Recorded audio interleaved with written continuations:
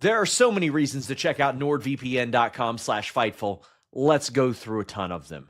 Works on all operating systems and devices, even your router. Protect yourself on public Wi-Fi. Shield your data from snoops and criminals. Add extra layers of digital security to your life with the password manager, the file encryption tool, the Threat Protection Pro. It's the fastest VPN in the world. They've got a global server network, 24/7 tech support.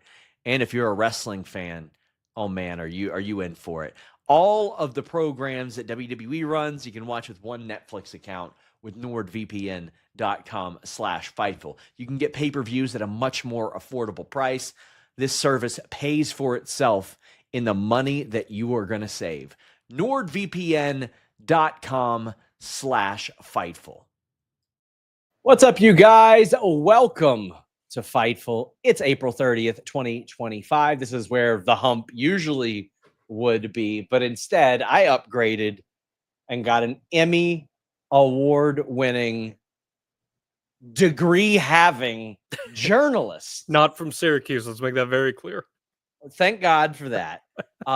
Because first off, one, I will never forget the city of Syracuse for what they did to Shawn Michaels, those thugs beating up Shawn Michaels in 1995 and giving him post-concussion syndrome, but also getting that ass whipped just a few months later by the Kentucky Wildcats. I'm just saying. Guys, leave a thumbs up. Tap that bell for notifications, all that good stuff. I don't even know if I said his name, but it's John Alba, by the way, that is here. What's up? You can see him on his show, The Extreme Life of Matt Hardy, as well as SNY. We're here to answer your questions, by God. John agreed to do this about 10 minutes ago. Listen, I know my friend Dave Cost will enjoy this because he sent in a bunch of super chats, humper chats, and I said, is there anything you want me to promote? And he was like, I just want you to promote John Alba because he does great work, and he has a great Patreon as well. Yeah, I appreciate that. Yeah, wrestlingaccordingtoalba.com. We do Q&As. We do super cool tape studies where we break matches down move for move and really get in the weeds of that. And yeah, it's awesome. Dave's the best. He's awesome, and I know he's been a long-time Fightful supporter as well.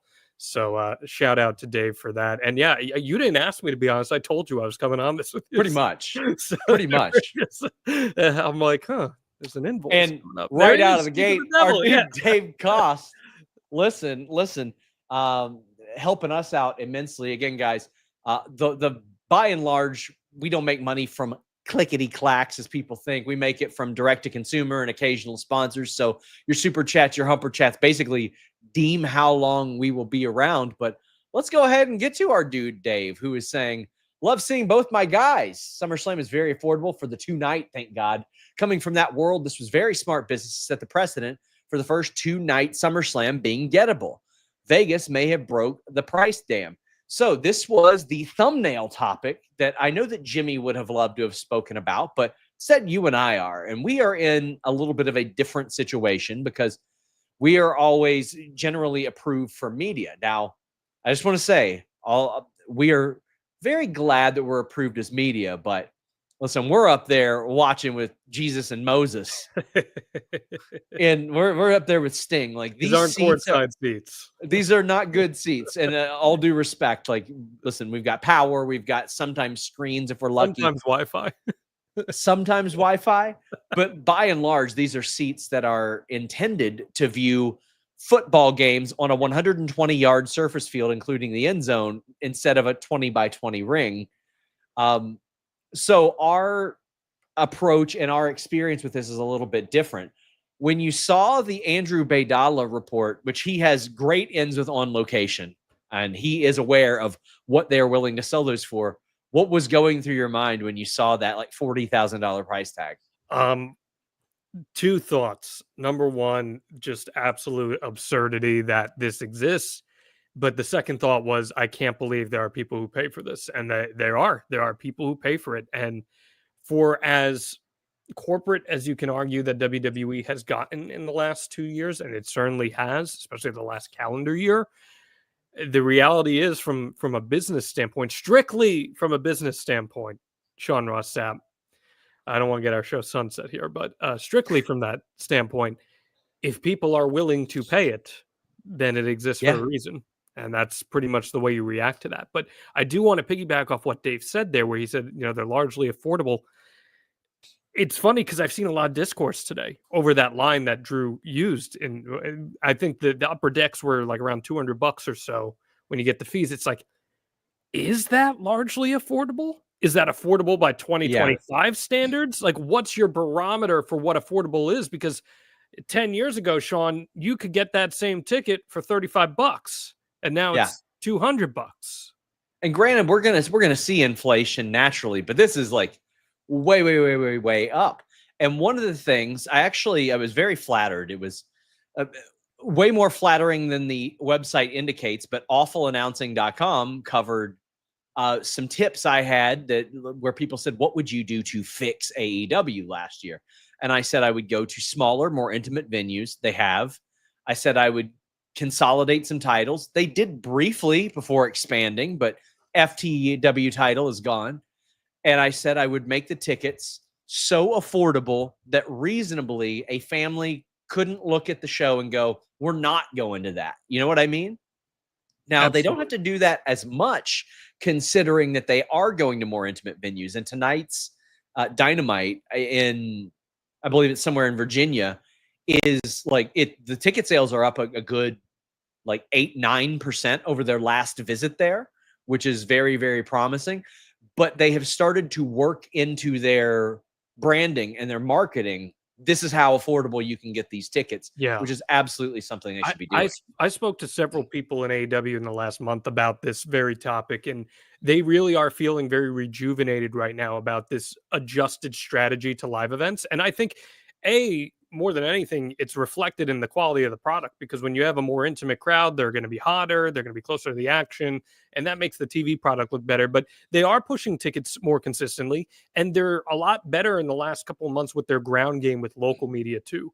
And that's something that TNA has done really, really well to sell a lot of their shows in the last calendar year. So I think that definitely is something that's very appealing about AEW shows right now, is just how affordable it is. But on the WWE front, Sean, it's like, I don't know if you got the same feeling that I did, but when I watched WrestleMania and a lot of the Raws I've watched since the Netflix jump, and the WWE has always felt like a very polished product, but it just feels almost superficially polished, where there's just ad read after ad read after ad read, and even more so than a pro sports game. It feels like it's from a TV standpoint. One of the like when you interview somebody and like a light bulb goes off. I did an interview with Eric Bischoff before he got rehired by WWE. And this was 6 years ago, keep in mind. Yeah, I interviewed him a couple times.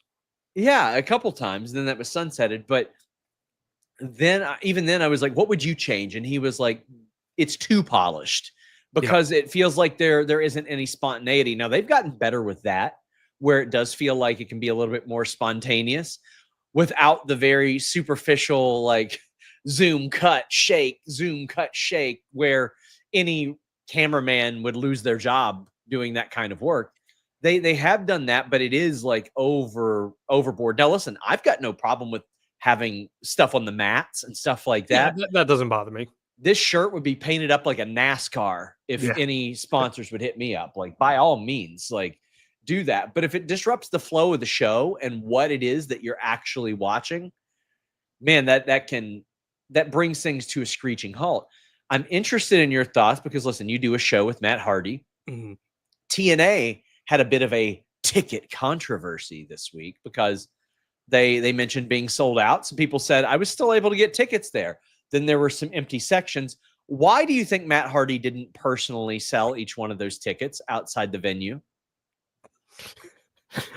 I have to tell you a story about that off air afterwards, because there's a pretty good story related. I mean, if you want to talk about top ticket movers, it is him and Jeff, by all means. Oh my God! I mean, it's for anyone who wants to sit there and say, "Oh, the Hardys aren't over," blah blah. I mean, the Hardys have drastically aided the ticket trajectory of TNA in the last year, and what goes unreported, Sean, is, and I'm not just saying this as Matt's friend, they do these meet and greets after the show, typically with Joe Hendry, where they've had to cut off how many they're selling because these meet and greets are going so late.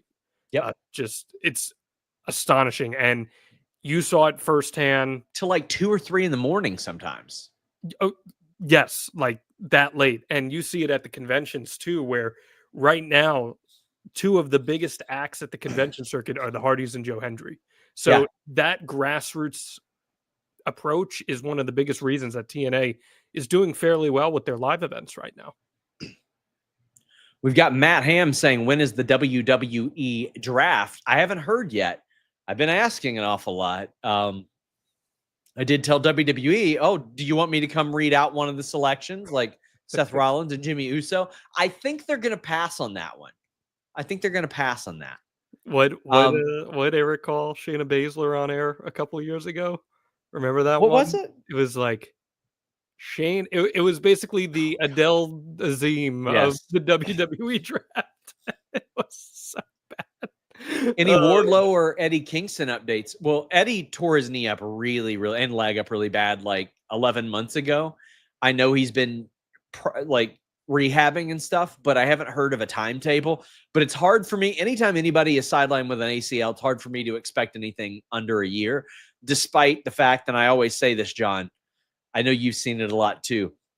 When these people tear their ACLs, people expect them to be on a wheelchair for 10 months. No, you're up and doing bands in a couple months. And then they post the rehab video and everybody goes, oh, they're ahead of schedule. They're back. They're ready. Look, they're back, baby. Poor Charlotte, man. She tore like everything in her knee, did some bands, and everybody by WrestleMania. Hell, I know you covered this briefly on Fightful Select. It's like the Asuka thing where Asuka destroyed her leg too. It's like they were potentially planning her for a WrestleMania match. It's like, I don't know about that. I got more on that coming to FightfulSelect.com this week. And if you all like this Q&A format, definitely check out FightfulSelect.com. But Wardlow, he had a knee injury last year. He had a car accident, and he's been working on some film and TV projects Can I as ask well. You, what do you think Wardlow's value is in wrestling right now? Because turn the clock back 3 years, you're like, this guy's going to be top Batista style guy, right? And now just with the inconsistencies in his presence on TV, when his contract comes up, it almost makes you wonder what his value is. Because once upon a time, you'd be like, oh, he's definitely going to WWE if he becomes a free agent. I'm not so sure that that's the best avenue for him right now. He has had 20 matches on AEW TV, or maybe less than that, maybe 18, 19 on AEW TV since the start of 2023. Wow. That is not enough. That being said, I think his last one was a world title match against Samoa Joe where he lost. But before that, he was just winning nonstop. And a lot of people still look back and they remember him crushing MJF. Mm-hmm. I love Wardlow, for the record. I think he's like, I think he's like the James Bond of pro wrestling, and he's awesome. Yes. But I don't know. I just was curious on what you thought his ceiling might be with the inconsistencies in how he's been presented on TV. Where do you see Tekla and Miyu Yamashita going next? Well, Miyu's going to be at AEW tonight. She seems to be doing very well working the independent scene. I mean, she is booked and flown all over the place. I think Tekla is probably AEW bound. WWE, I'll have an update on FightfulSelect.com today. But that's pretty well what I expect. Any thoughts there, John? No, I think that's just using process of elimination and context clues. It probably lends itself to that. Yeah. What do you see Megan Bayne's AEW trajectory being? Well, I think she's going to be a champion. I think they brought her back in the right way. They made her an immediate threat. If she would have become champion, I would have been okay with that. But any thoughts on her trajectory? Yeah, Megan Bayne, it's pretty amazing. If you've never seen her in person, her presence just grabs you. It's remarkable how much presence she actually has.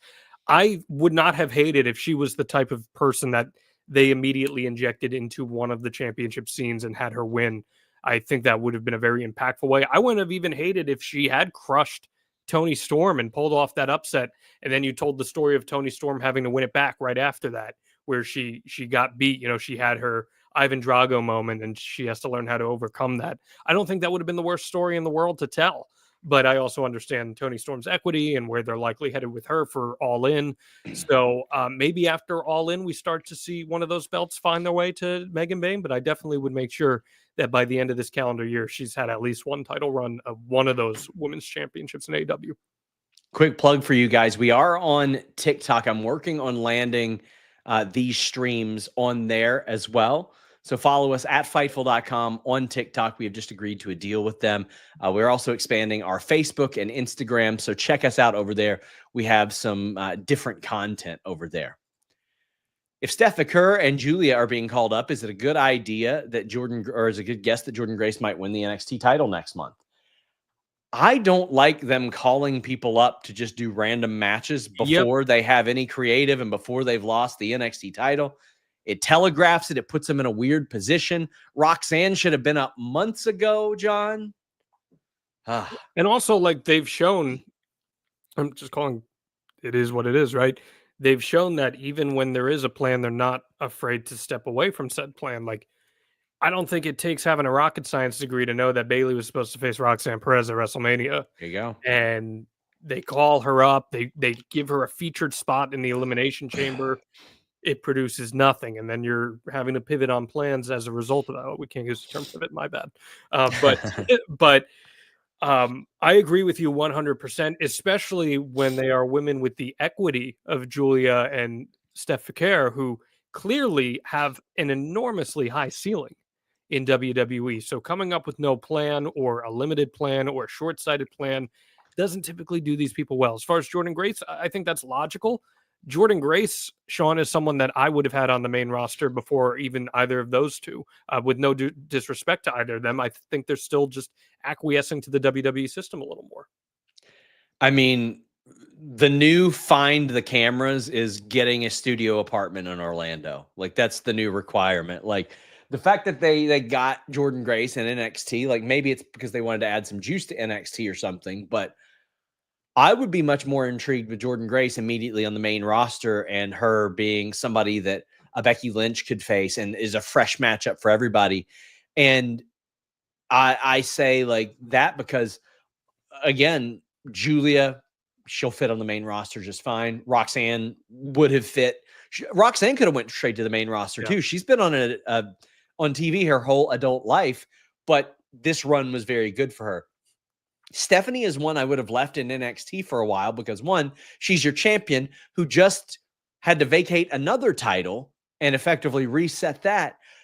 And if you bring up all three of them, you need to have some ring generals in NXT to work with some of the younger talent and the less experienced talent. Now, you do have that with Jordynne Grace and Zarya to a bit of a degree because she came from the Indies and a couple others. But, like, there's an awful lot of Performance Center manufactured talent there that wrestles in a very similar way, that I hope that it expands a little bit as a result. But listen, as much as I say I wouldn't mind Jordynne Grace winning the title, I also kind of just would rather her be in the main roster than Steph at this point. Yeah. You've got go ahead. Sorry. No, I was just going to say, like, there's also a really unique opportunity if you want to. I know she's a babyface, but very seldom can you ever bring someone up as someone's heavy on the women's side in WWE. And her as an authoritative physical figure in someone's corner, I think would be a great trajectory to eventually turning her babyface down the line on the main roster. It's a unique opportunity that exists right now, but it doesn't appear that's going to be the route. We have a couple from Ibu Mania 14 says, I pray we receive clarity on Mariah May soon because all these different reports are too much for F's sake. And then he says, Mariah May latest. So I can walk you guys through the timeline as I know it. About 3 weeks prior to me reporting it, Andrew Baydala actually gave me the heads up on this story. And when he heard it, he was like, yeah, they think she's going to WWE. Now, what I have been able to confirm is that her deal is up at some point this year, likely towards the summer. Her own words are she was under contract by All In 2023. I know that some people have claimed like a November expiration. It'd be very unusual to have like a 2-year, 3-month contract or something, but anything is possible. There are people in AEW that definitely expect her to go there, but there's also been a lot of misinformation. There were people that hit me up and said, oh, well, she is on internal incoming lists in WWE. And people I talked to said, that is not a list that exists. And the mere fact that Jeff Cobb was already on our internal roster was a rarity. So that isn't true. She's not on any WWE documents saying she's coming in or anything like that. She's still under contract. She has not been on TV. I cannot confirm if she informed AEW that she wouldn't be resigning. And again, I have watched situations unfold even over this past week where people will take things and run with it. I don't know if she informed AEW she wasn't resigning, or maybe not for the amount they offered. That is only speculation here at this point. If I were her, I would wait until I was contractually eligible to speak to other places and then leverage, or you get a too good to be true offer. But I think it's certainly possible she goes to WWE. But any thoughts on that one, John? Yeah, I think it was Ibu who had reported, correct, that she essentially told them after the Hollywood ending match that she was gone. So it's a real, and I'm not disputing his report. He may very well be right on that, but it would be a very strange leverage play from her to do that without hitting the open market and putting the two entities against one another, where she's going to get a big money offer from both of them.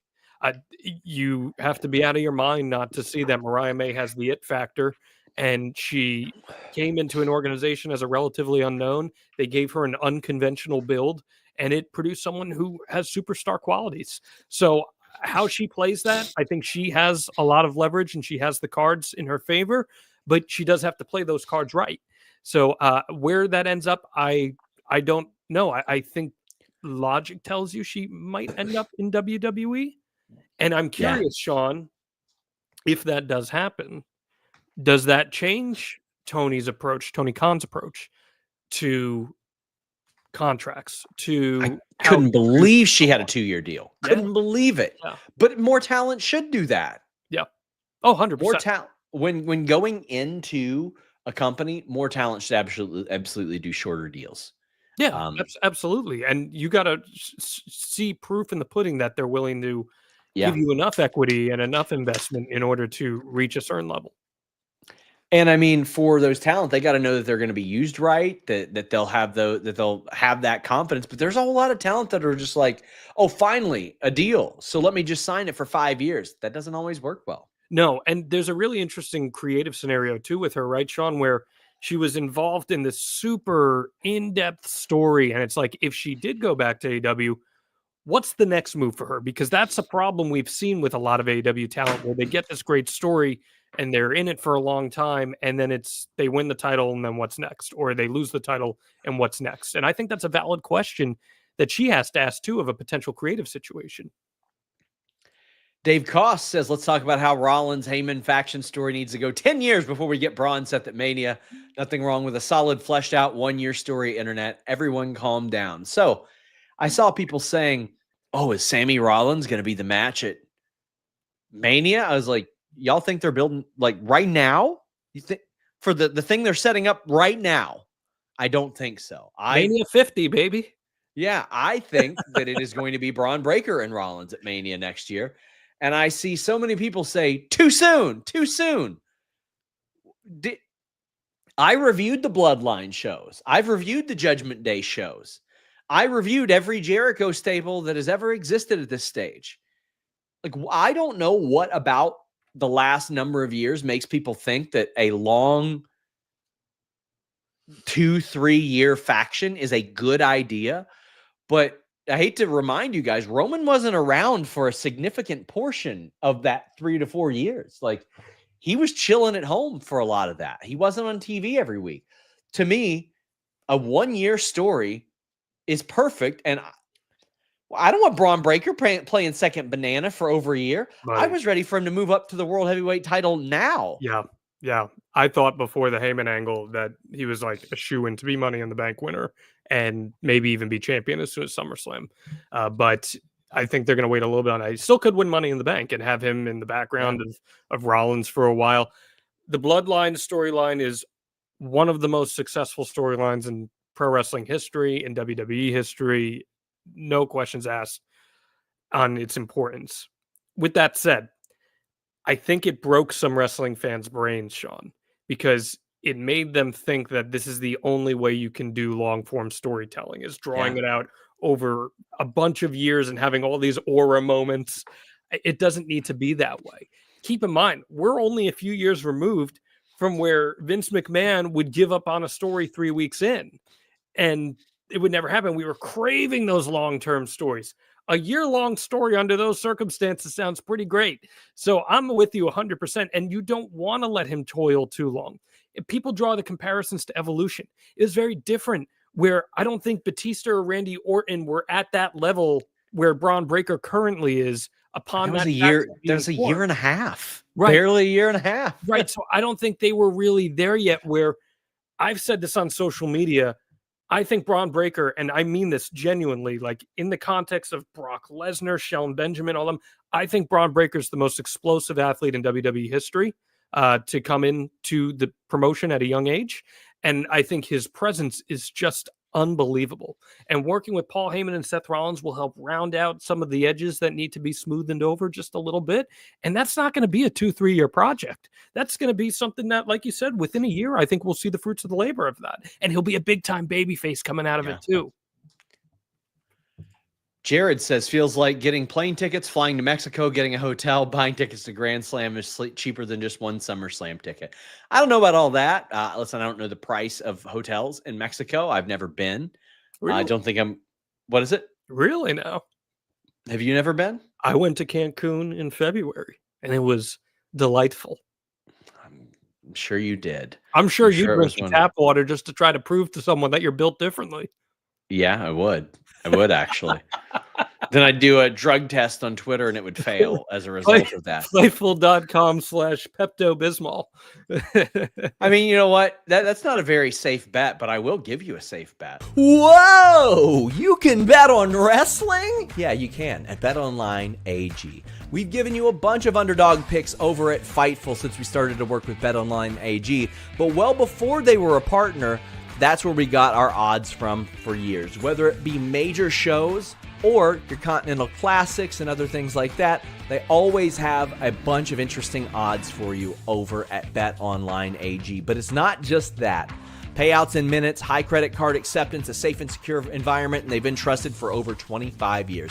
They got the earliest lines, the fastest payouts, and the ability to bet on wrestling. How cool is that? If you think you know so much about this, go put your money down.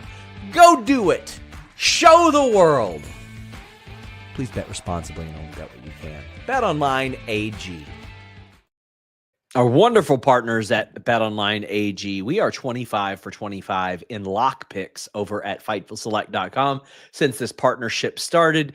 And BetOnline's pretty chill about it. Pretty chill about us costing them money while they sponsor our show. So we thank BetOnline. Dave Koss says, do you find it strange that we have 3.5 weeks till Double or Nothing and we'll know who the Owen finals matches are after tonight? Feels like a bit of a misstep. Well, we did have a FightfulSelect.com report today that indicated that the all-in main event and title matches are being kept pretty quiet. Now, we don't know if that is due to them not knowing their direction or if they're just keeping it quiet, but no, I'm okay with that. After tonight, we'll have 3 weeks of additional build. We'll have a video package one of those weeks, I'm sure. We'll have some interaction there. I think 3 weeks is appropriate to kind of to tie that up, John. But how do you feel? Well, there's no stories in AEW. Haven't you heard, Sean? So I don't know why we're spending 3.5 weeks building stories. It's a waste of time. Waste of time. But yeah, I don't know if it's I don't think it's a misstep. No, I don't think so at all. Will Chisholm says, is it me or when EO went to Japan last year, WWE was like, oh, we got the best wrestler in the world. The way they book her now, happy for her. I've been saying all year, I think she's the most consistent in-ring wrestler that WWE has. I don't see her have bad matches. Maybe I'd have to really think on that, but I honestly think that they should be looking at a lot of the things like that, what Natalya is doing and getting over and what Omos going to Japan and doing his best in-ring work over there. And then one might say he's been benched, John. Yeah. Karrion Kross, who got over with less than a minute every week. I would imagine that a lot of these things show people. But I mean, I think especially since the beginning of February, EO's in-ring has just been fantastic. she's been one of WWE's most consistent performers, period, over the last calendar year. And, you know, she's someone that greatly benefited from Vince exiting, because I don't think she'd be in the position she's in right now, maybe even with the company at all, if Vince was still there. To Paul Levesque's credit, he's been fairly consistent in how he's positioned Io Sky. And I do agree with the super chat that I think she has been positioned even more importantly. And I kind of like that. I didn't love the build to the triple threat match at WrestleMania, but I did enjoy the element of it that was like, hey, Io Sky constantly gets overlooked. And the story of the match was, well, now she's no longer going to be overlooked because she beat two behemoths. I thought that aided her very, very well. Thomas says, what can WWE and AEW do to avoid benching people? What is your definition of benching in wrestling if you have one? I've seen a lot of discussion regarding people's definition of benching today. What do you consider it, John? Creative doesn't have something for them. They're waiting on something for creative. I think they're cognizantly not putting this person on TV for whatever the reason may be. Sometimes it's a logistical thing, like in the Dakota Kai case. I do believe they're probably waiting on the rest of Damage Control to get healthy before having her on. But then I would argue they didn't wait on her. Right. And I think there are other people in wrestling that are benched for reasons that are beyond that. I don't know if I want to throw out individual ones, but yeah, I mean, I think you can use some context clues based on some of the companies out there, and yeah. Nia Jax was off TV for quite a while. Omos taken off of Mania. Omos has been chilling. And listen, my definition largely is off TV without a reason. Like without a real like. So you would say you would not include my definition of it then. So you would say even if they're just like, okay, well, we're going to wait for the people around them to be healthy. We have an idea down the line, or we don't want to. To me, that's still benched. I mean, people act like it's put out to pasture. Benched means you're sitting on the bench. Like you can get in the game. WrestleComics says it's a private party. Private party is benched. Yes, they're benched. They're healthy. They're wrestling elsewhere. They're benched. They could be back at it. Yeah, they could come back at any time, but they're benched. What can they do to avoid benching people? Be better at creative. That's it. I'll tell you what talent need to do. Talent and agents need to start working inactivity clauses into their deals to where if there is like a 60-day period of where a talent is healthy and not used, there is a reasonable out clause in there. And they need to start doing that. Talents, and I saw people say, oh, well, then WWE will just use them 1 week before. No, listen, you think these lawyers and attorneys and agents are stupid? Come on now. That would defeat the purpose. And you know what? It's somewhat of a byproduct of too, Sean, the lack of live events that are happening now. Yep. You know, you're not getting nearly as many house shows, and house shows are where a lot of those types of talents would get reps. And that's not happening across wrestling very much right now. You could make main event mean literally anything you want, right? Like that show is just, they're adding LFG and Evolve. Like, show us the two matches that happened on main event in a little ticker for 12 seconds, something to make those 5-minute matches mean something. Because listen, you could extend it to that. Natalya hasn't been on TV hardly at all outside of the occasional Maxine Dupree segment for months. She's been on main event though, but a lot of people wouldn't know that. Do you know what kind of caliber movie Liv Morgan has been cast in? The reports claim major movie, but that's from her team outside of her team. So it's connected to her agency, who are not going to like downplay it or anything like that.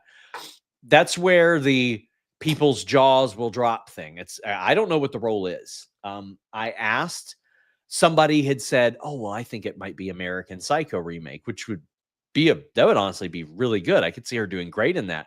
But it was claimed that wasn't it. And on Fightful Select, we reported that it's something that they say is off the radar.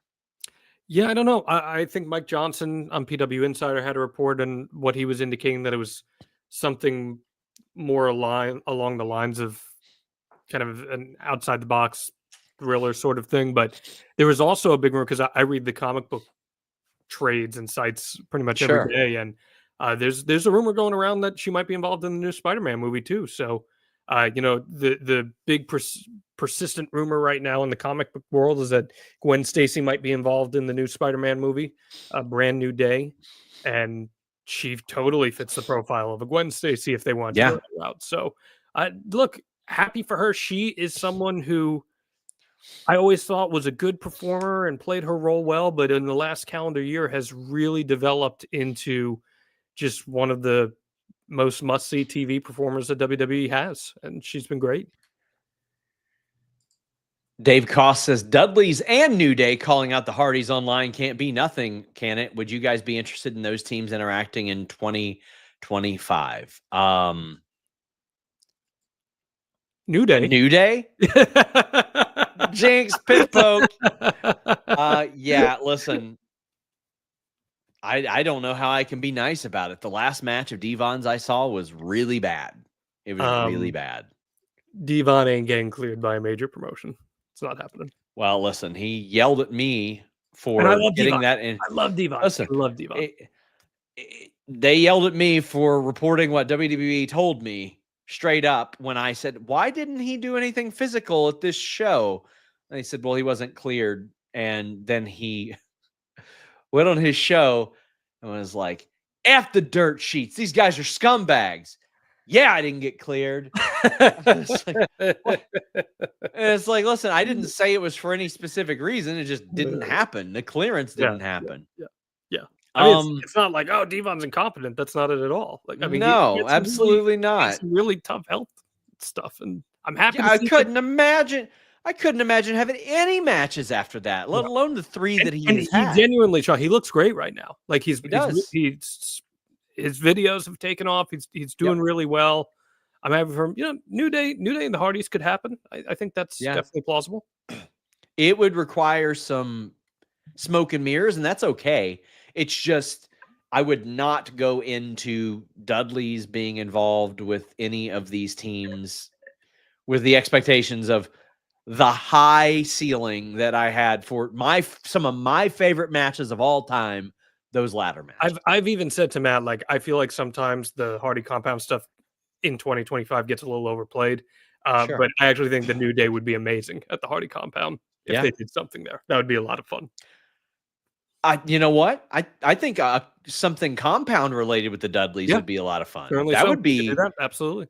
And they bring in, like, not just them, all the Dudleys. Get Spike in there, yeah. Get Spike in there. Do that. Like, I want to see a Spike Gothic baby face off. Yeah, sure. Like, I would love that. Honestly, I think that would be a really, really good approach. Chris Moore says, do either of you see any of the EVPs from AEW having a legit run in WWE before they retire? Wonder if there will ever be a move as seismic to the industry as Cody's return to WWE.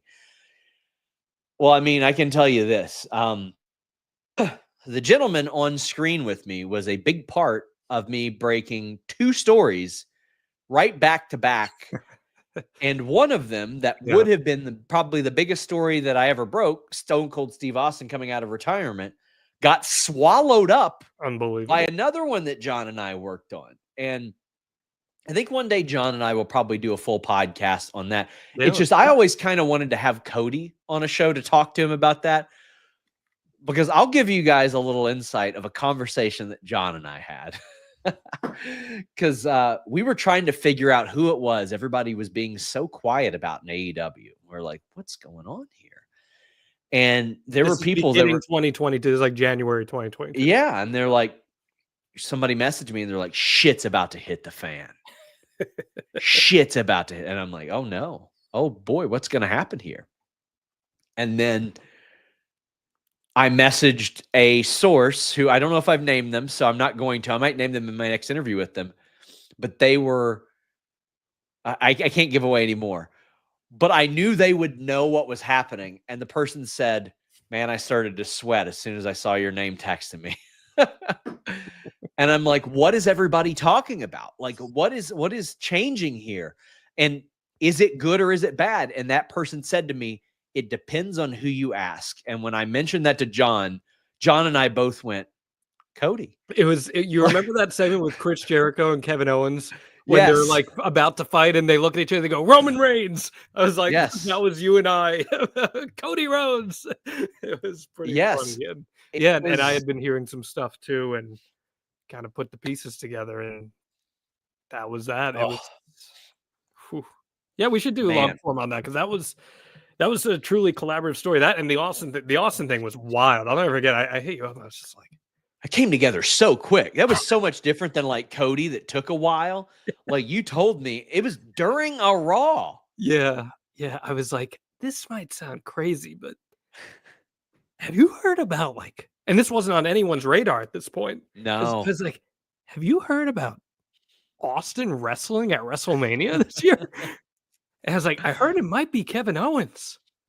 And then you checked with someone and they were like, that'd be crazy, wouldn't it? I mean, full disclosure, I reached out to Kevin Owens. Okay. I didn't know. Because I had just interviewed him. He goes, sure would be crazy. And I go, I think it's going to be against you. And it was, sure would be crazy. I was like, I ain't getting shit from this guy. So then I contacted another person. They're like, how do you know about this? Yeah. There you go. No, I do not foresee any of the EVPs having a legit run in WWE. I don't. But do I think there will be a move as seismic? Listen, we wondered if there would be one as big as AEW forming. We wondered if there would be ones as big as, like, you know, any of the people that went to TNA from like 05 to 07, right? Like when that was a thing. AJ and Nakamura moving from New Japan over, Hogan to from WCW to WWE, all that. I think, yeah, there will be one as seismic, but I don't think it'll be them. You know, it does suck that we're probably never going to see like a prime Kenny Omega versus Seth Rollins match, you know? Yeah. Or the New Day versus the Young Bucks. It does suck. It does suck, but I tend to agree with you. I will say if any of the EVPs do make the jump, I think it would be the Young Bucks. Yeah. BL says, SRS, what was the scariest bump you ever took? Done any specialty matches like TLC Hardcore? Listen, I'm not a ladder specialist. Get on like my level, John baby. Alba. So, gosh, the scare. I haven't been scared by any of the bumps. Like I'm good with that stuff. But when I did catch wrestling in our gym, we would put on open houses, super illegal open houses, by the way. But it was a thing to be like, hey, everybody in the town, let me show you what we can do. We would have kickboxing, boxing, grappling, MMA demos, pro wrestling demos, all that stuff. And of course, I was usually in the pro wrestling match. We did not have a pro wrestling ring there. We trained elsewhere, pro wrestling. So it was in a boxing ring. Oh, good. And it sucked ass. Yeah, you could be part of the new Hogan Bischoff venture with Izzy Mania or whatever that guy's name is. There you go. But I'd say the three worst bumps I took, we had an elevated platform by our mat area, which was zebra matted. And those have no give.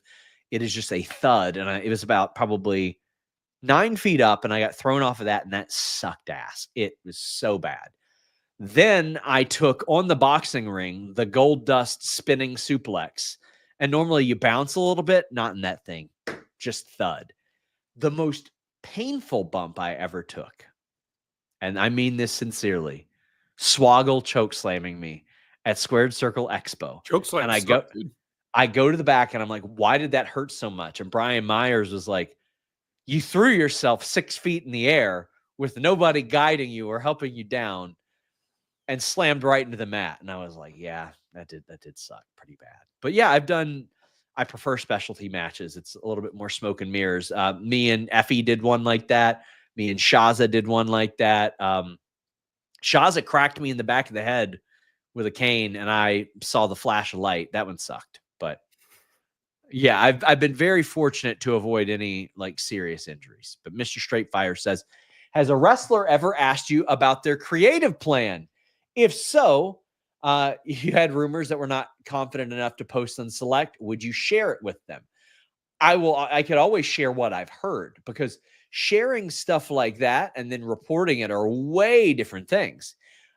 John, I am going to send you a DM that I received a few years ago from a talent, and I won't say who it was, but John can kind of verify this. And it is hilarious and very indicative of the creative under Vince McMahon as you get this. Now, you can read the message, but don't say the name. You want me to read the message? Read the message. Go ahead. The funny thing is, you sent this person was my neighbor at the time. That's funny. That's hilarious. What do you know about my future? Am I a heel? I figure you know more than me. Ha ha ha ha. Yeah.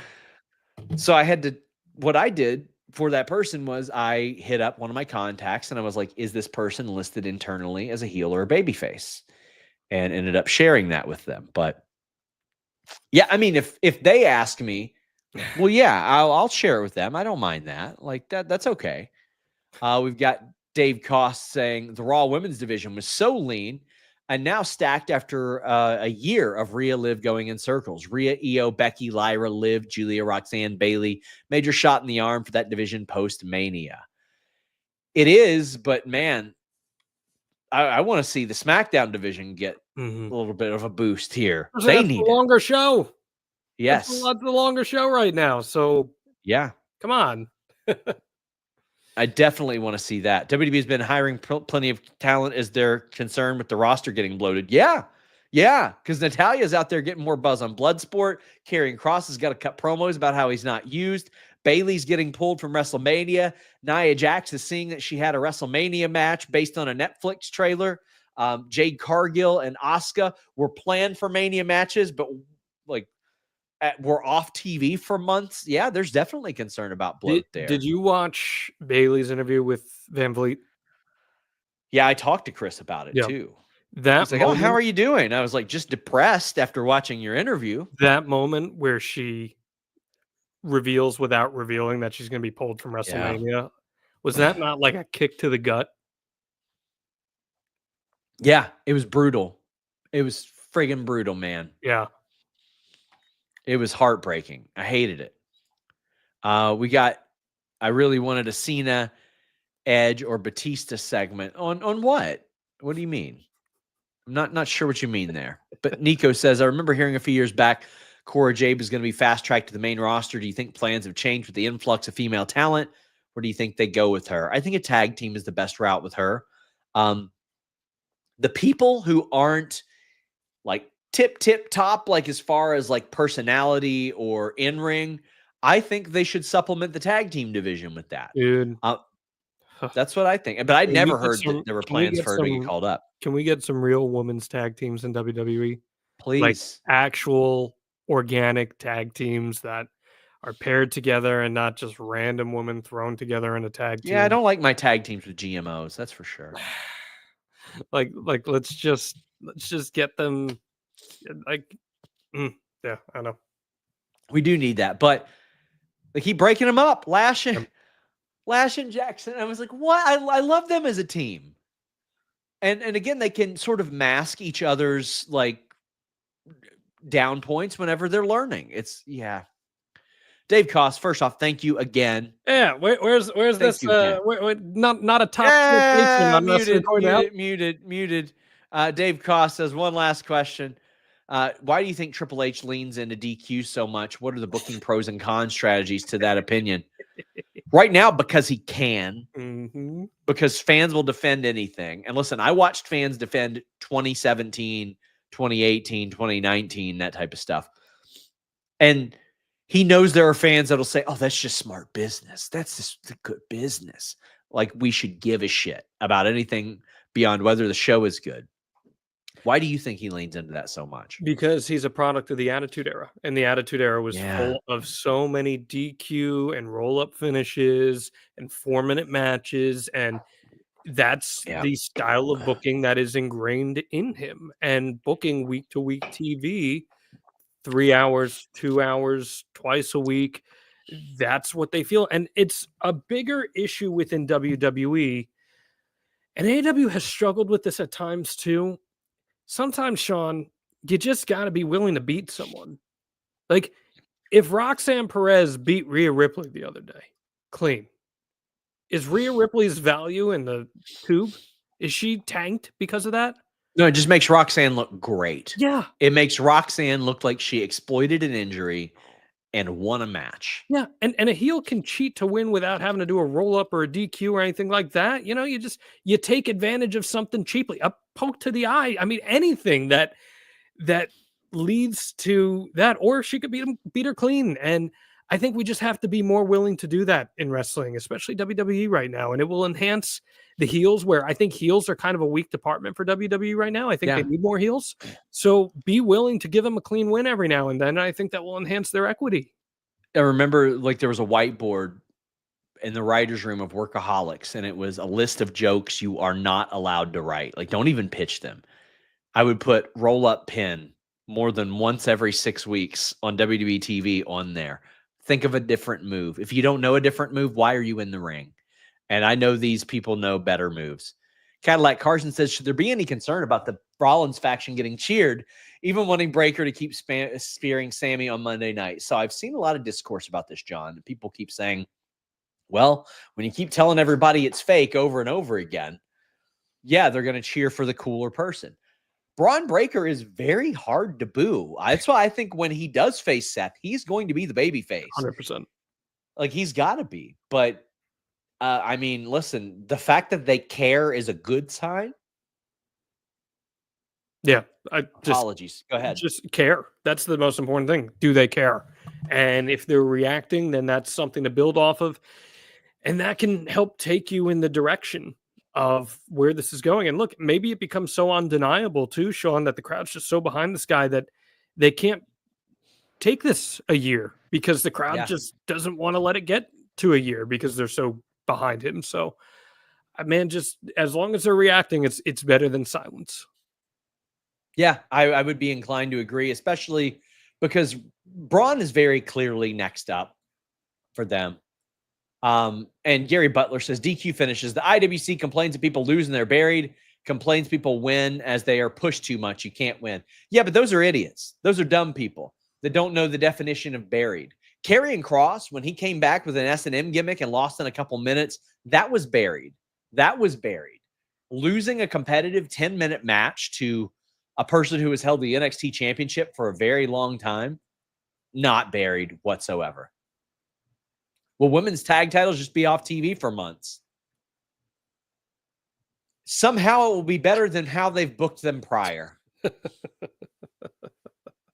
And I would be inclined to probably assume yes, but I would prefer that they drop those titles before she leaves.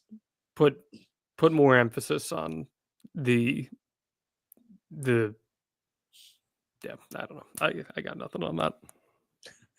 We got Tony P sending a humper chat saying, I was curious about TNA and WWE and their talent. We've all seen the Hendry move. WWE has basically been trying out TNA talent for them to sign. When the Hardys are done with TNA and they get who they want, I wonder how it'll affect business for them. Listen, the Hardys are, and I mean this, a major, major part of the business right now, because every stop they go to, those meet and greets are a big thing, like a big money driver for the Hardys, for TNA. And, you know, it's interesting. AEW is not doing those. WWE is not doing those. Hardys are really in the perfect place for that, where TNA can look at it and say, well, they're justifying doing this, and they're a draw, and they're bringing in more money than they're costing us. It's really working out for all parties. It's the very best thing about pro wrestling at its core, where pro wrestling offers a very unique opportunity for fans to get to interact with talent in a very intimate way. And not a lot of other industries afford that possibility. You can't go to a Yankee game and expect to meet Aaron Judge after the game. This doesn't happen. So to be able to have a setup like that, it's just so fantastic for fans to be able to get involved. And regardless of whether or not it's the Hardys or other talent, I think it's just so beneficial. And yeah, if TNA loses the Hardys at some point, that's going to be a challenge for them to overcome. But I do know this firsthand. The Hardys love TNA, and they feel very indebted to TNA because TNA was there for both of them through some of the toughest times of their lives. So they definitely have a lot of respect for TNA. It's one of those relationships you can tell is very mutually beneficial. Again, TNA is paying probably really good money for an act that they are making money on. Yes. And that's the type of relationship that you want. They are getting a return on the Hardys. Yes. Matthew Hooks of Hooked In Voiceover says WWE mocks AEW. Then every signing this year is ex-AEW. WWE monopoly is so fragile with booking events, same nights now, and the WWE ID garbage. I don't mind the ID thing. Don't care about it. Like, doesn't affect me whatsoever. In fact, a lot of these talent are very fortunate to have that 500 whatever a week because it means that they don't have to work a day job and can wrestle and can train. No problem with that whatsoever. The running the same shows the same night intentionally, I'm just like, okay, you can do it. It's just corny. It's lame. Like, I see what you're doing and it's petty. Especially considering how, they try to portray themselves as the underdog. Vince always tried to portray them as the underdogs. It was so weird. It's just like, this again? Not a big fan of the running the same night, but look, it's a business, right? And entities are going to run across each other in any industry. So I understand that side of it too. Yeah, the ID stuff, I had a problem with it initially, but then when you see the fine print and where it's like, hey, if another company wants to sign said talent, WWE then has to make a decision as to whether they want to sign them. So it's not like they can just prospect hog. If Swipe Right is on this ID deal and AEW were to come in wanting to sign them, WWE has to make a decision. Do we want to actually sign them or do they get to go? So as long as there's that flexibility, I think that's fine. AEW Chicago, not at Wintrust, now have to rent a car. Is that the suburbs, John? Where are they running? It is Wintrust, I think, is the suburbs. Wintrust, listen. Wintrust is the small arena that they've been running in Chicago. Okay. What? That wasn't the Sears Center, was it? Let me see where they're running because I don't have it in front of me. Well, Chris Moore says, what are the chances WWE makes a play to get RJ City in their writer's room after the legendary Tony Storm Mariah May saga? Listen, there are very powerful people that like RJ City there. John, I may have mentioned one to you in the past. They're running now arena where. The former Sears Center. Yeah, they're running Hoffman Estates. Okay. Yeah. I don't like that, but hey, listen, Tony loves that. Yeah. But sorry, go on. RJ. I mean, RJ could make the jump, but I don't know how well. Listen, I don't know how their writing styles match up, but I know that RJ has always had a lot of people in WWE that like him an awful lot. How could you not? I mean, he's such a valuable creative mind wherever he is, and he would be beneficial to whatever organization he's contributing to. We do have a couple more, John. I know you had nice to him. Yeah, I know you had about an hour, so I want to make sure that you get what you get your plugs out there. Let people know about what you're doing, the Extreme Life of Matt Hardy, your Patreon, among other things. Yeah, I appreciate it. Having a great time with you here.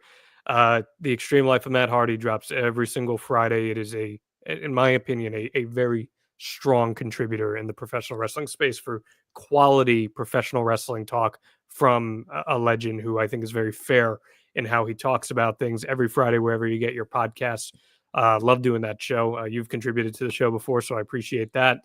And yeah, wrestling according to alba.com. That's where you can sign up. We have an awesome Discord. We do Q&As. We do tape studies, preview shows, review shows. It's super, super fun. I encourage people to just give it a shot. We got several members of this chat who are members of that as well. Lots of synergy between Fightful and that entity as well. And yes, if you're in the New York City area, you can catch me on SNY, television home of the New York Mets, which I had a friend who was in Orlando the other day, and they're at Dave & Buster's, and I'm just on TV in Orlando still, so it's kind of weird. I don't know where they're pulling that from, but yeah, man, I love doing that, so appreciate all that, and yeah, man, happy to chat with you whenever. We have one from Meet Normus. It's just a blank Humper chat, so I just assume he likes us. BL says, who will have the more influential and carry on the name family career when they retire, Dominic, Braun, or Charlotte? I mean, I think Charlotte's pretty well accurately reflected Ric Flair in the championship reigns. Yeah. I think Braun Breaker's ceiling is higher. I think it's higher than Scott's, honestly. I think that he's going to be good for a long time. Dominic is so different than Ray. I think he is the one guy, John, that can get away with them completely recycling a gimmick, and it is Eddie Guerrero's gimmick. I mean, if you watch him, how do you not see what they did with Eddie Guerrero in everything he does? The question is, does he have a world champion ceiling like Eddie Guerrero had? Yeah, I mean, listen, people are going to love him. They are going to really love to love him. He is phenomenal. And he's so funny. The Logan Paul interview, asking Logan Paul why he wasn't on the Japan tour. Phenomenal, this guy. Pat says definitely not based on, but let's say the one. I think Braun stands the bigger chance of exceeding his family's 100%. legacy.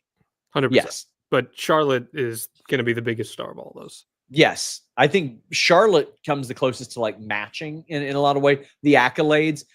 Listen, and this isn't a shot at Charlotte. She's never going to be as known as Ric Flair, and that's not a bad thing. But also, she is not like living in the shadow of Ric Flair either. There are going to be a lot of young wrestlers in the future who grew up wanting to become wrestlers because of Charlotte Flair. There you go. Definitely not based on having watched the Dark Side of the Ring. What are your thoughts on Eddie Gilbert? Surprised he's not in the WWE Hall of Fame already. So he is a guy who probably had he had a way higher ceiling than he ever reached. Yep. I mean, the whole family, to be honest with you, Doug Gilbert had a higher ceiling. And I mean, I know that they brought him in for like a cup of coffee. I think he did the 96 Rumble, Doug Gilbert did.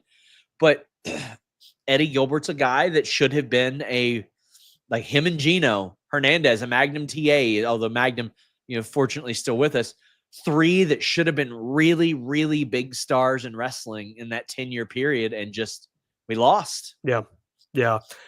Bruce Richards told a lot of great stories about Eddie Gilbert on his podcast over the years, and I encourage people to check that out. And yeah, I haven't had a chance to see the Dark Side of the Ring yet, but I definitely am intrigued to see that. Yeah, I'm going to binge watch the series very soon, but I'm excited for the Muhammad Hassan one because that one's so closely tied to my career. I might hit him up for an interview again soon. But guys, I want to thank you all so much for joining me again. I want to apologize. My allergies have been killing me the last few days, but I will be here for tonight's post AEW show. I want to say thank you to all of you that tuned in. I want to thank John Alba for joining me. These shows are always so good. And I like that we were able to provide some insight on a couple of big scoops that we sort of worked together. We should do long form on that because that would be pretty fun to get some insight on that. If you all are interested in that type of stuff, I think almost every match that I've done, like whether it be with Shaza, the Denise spot, anything like that, we've done long forms on those. I did a long form on Fightful Select about breaking the CM Punk news. Like you can go over there and check that out as well. But leave a thumbs up. Check out some of our new videos. We have one on WCW Backstage Assault, the video game. We have a bunch of new shorts, all that good stuff. Until next time, my friends.